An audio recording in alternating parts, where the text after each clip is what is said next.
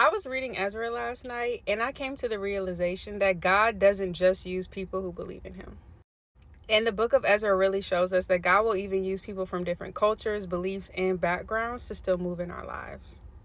Cyrus did not worship the God of Israel, and most leaders at that time didn't even share Ezra's faith.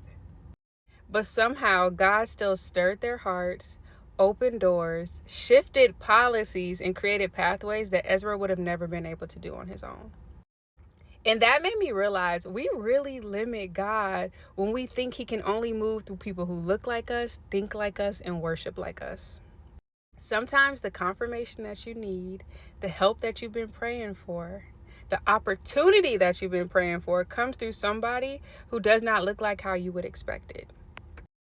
It could be someone outside of your circle, outside of your culture, and maybe even outside of your language.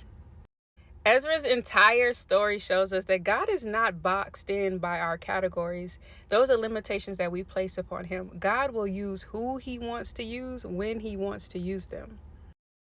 God will place you in rooms that you did not grow up in and even give you support from people who don't even know why they're drawn to support you. So if you've been feeling out of place and like you don't fit the environment that you're in, remember this. You don't have to share the same culture for God to move through that connection, and you do not have to share the same beliefs for God to open that door.